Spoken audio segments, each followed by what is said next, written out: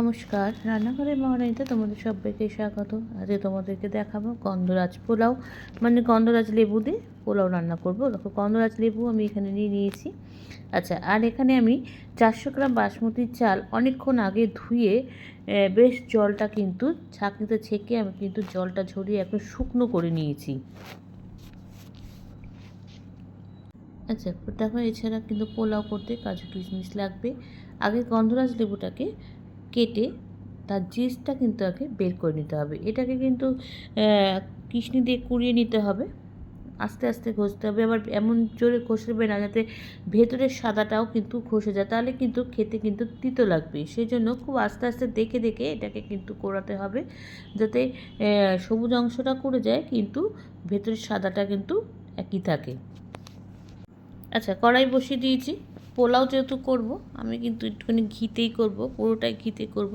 আবার সাদা সাদা তেল আর ঘিতেও কিন্তু করা যায়, মিক্সড করেও করা যায়। আমি এখানে শুধু আজকে একটু পোলাওটা কিন্তু শুধু ঘি দিয়েই করব, খেতে কিন্তু ভালো লাগে। আর ঘিয়ের গন্ধটার জন্য কিন্তু পোলাওটা আরও কিন্তু টেস্টও বাড়ে, আর গন্ধটার জন্য খেতেও ভালো লাগে।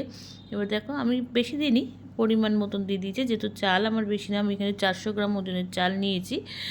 এবার ঘিটা দিয়ে দিচ্ছি, ঘিটা গরম হোক, তারপরে কিন্তু এখানে আগে ফোড়ন দেবো। রান্নাটা কিন্তু খুব সহজ, খুব চটজলদি হয়ে যায়।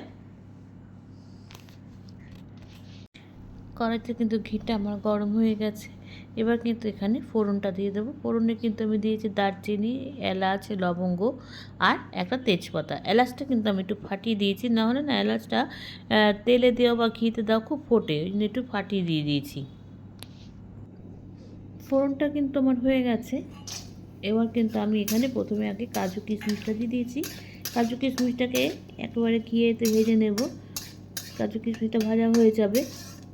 কাজু কিশমিশ ভেজে নিয়েছি।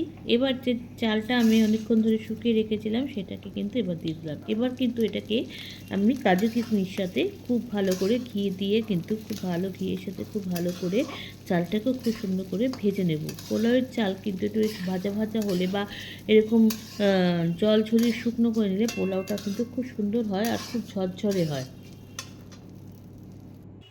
চালটা কিন্তু বেশ কিছুক্ষণ ভেজে নিয়েছি। এবার যে গন্ধরাজ লেবুর যে জিসটা বের করে রেখেছিলাম, কুড়িয়ে রেখেছিলাম, সেটা এবার কিন্তু চালের মধ্যে দিয়ে দিলাম। দিয়ে এবার এটাকে কিন্তু আবার চালের সাথে খুব ভালো করে মিশিয়ে নেব। আমার যেহেতু চালের পরিমাণটা কম নিয়েছি, সেই জন্য কিন্তু আমি এখানে লেবুর ভাগটাও কম নিয়েছি।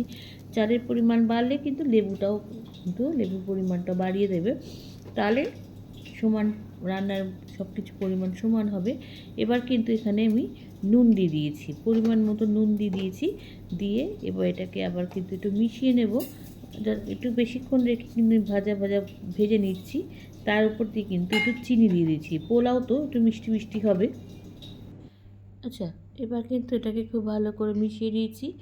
এরপরে এখানে কিন্তু জল আমি গরম করে রেখেছি। যেহেতু এখানে আমার যে কাপের যে মাপ নিয়েছি, আমি চালটা নিয়েছি তারই কিন্তু মানে এখানে যেহেতু আমি 1 কৌটো চালে, মানে নারকোলের কৌটোর 1 কৌটো চালের মাপ নিয়েছি, তাই সেখানে আমি 2 কৌটো চালের 2 কৌটো কিন্তু জল নিয়েছি। সে পুরো জলটা কিন্তু আগে আমি দিইনি, আগে কিছুটা দিয়েছি আর একটু রেখে দিয়েছি, পরে দেব। আচ্ছা, পোলাওটা কিন্তু আমার তো হয়ে গেছে। পোলাওটা কিন্তু ঠান্ডাও হয়ে গেছে। অনেকক্ষণ কিন্তু আমি গ্যাসটা বন্ধ করে রেখে দিয়েছি। এবার এটাকে দেখো, বেশ একটু ভালো করে মিশিয়ে নিচ্ছি। একদম চটচটে হয়েছিল, দারুণ খেতে হয়েছিল। এত সুন্দর গন্ধরাজের, যেহেতু গন্ধরাজ লেবুর জেসটা দিয়েছিলাম, এত সুন্দর গন্ধ বেরোচ্ছিল। এবার এটাকে ভালো করে দেখো একবার মিশিয়ে নিচ্ছি। চালটাও কিন্তু খুব সুন্দর সেদ্ধ হয়েছিল, একদম ঝরঝরে বা গন্ধরাজ পোলাও। চটজলদি কিন্তু বাড়িতে লোকজন আসলে আমরা কিন্তু এভাবে রাইস একটু এরকম হলে কিন্তু খেতে কিন্তু ভালোই লাগে। আচ্ছা, পোলাওটা কিন্তু অনেকক্ষণ হলো আমি ঠান্ডা করে নিয়েছি গ্যাস বন্ধ করে। এটাকে কিন্তু ঠান্ডা করে তবে কিন্তু এবার এর মধ্যে আমি গন্ধরাজ লেবুর যে রসটা করেছি, গন্ধরাজ লেবুর তো বেশি রস হয় না, অল্প হয়, সেটাই কিন্তু এবার পোলাওয়ের মধ্যে দিয়ে দিলাম। কেননা ঠান্ডা না করে গরম অবস্থায় কিন্তু টক জাতীয় জিনিসটা না দেওয়াই ভালো।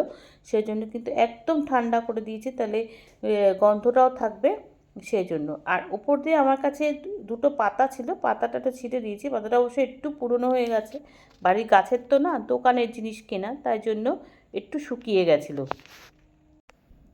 এবার চলো ওটা মিশিয়ে নিই, ওটা দিয়েও কিন্তু একটু ঢেকে রেখেছিলাম। এবার ওই গন্ধরাজ লেবুর পাতা আর গন্ধরাজ লেবুর রসটা এবার পোলাওয়ের সাথে ভালো করে মিশিয়ে নিয়ে আমি কিন্তু গরম গরম সার্ভ করব। কিন্তু খেতেও মানে এই ভাতগুলো কিন্তু শুধুও খাওয়া যায়, কোনো কিছু কিন্তু লাগে না। কেননা পোলাও যেহেতু, পোলাওটা মিষ্টি নুন দুটো স্বাদই সমান থাকে, মিষ্টিটা অবশ্য একটু বেশি হয়, তাই জন্য কিন্তু শুধু শুধু খাওয়া যায়। এবার চলো মিশিয়ে নিই, তারপরে কিন্তু এটাকে পরিবেশন করব। হয়ে গেছে আমার একদম গন্ধরাজ পোলাও। উপর থেকে দুটো গন্ধরাজ লেবু কেটে দিয়েছি, এটা যদি লাগে পরে চিপেও কিন্তু খাওয়া যেতে পারে। খুব সুন্দর, খুব সিম্পল, খুব সহজ রান্না, চটপট হয়ে যায়। আর মোটামুটি এরম ধরনের চাল কিন্তু এখন সবার ঘরে ঘরেই থাকে। তাহলে তোমরাও কিন্তু চটপট বানিয়ে খেয়ে আমাকে জানিও লাইক, কমেন্টস আর শেয়ারের মাধ্যমে। তোমরা যারা আমার চ্যানেলটাকে সাবস্ক্রাইব করে আমার সঙ্গে রয়েছো, তাদের জন্য রয়েছে অসংখ্য অসংখ্য ধন্যবাদ। আর যারা করোনি তারা প্লিজ চ্যানেলটাকে সাবস্ক্রাইব করে আমার সঙ্গে থেকো। তোমরা সবাই সুস্থ থেকো, সাবধানে থেকো, ভালো থেকো। চলি, টাটা। দেখা হচ্ছে পরবর্তী নতুন কোনো রেসিপিতে তোমাদের সঙ্গে।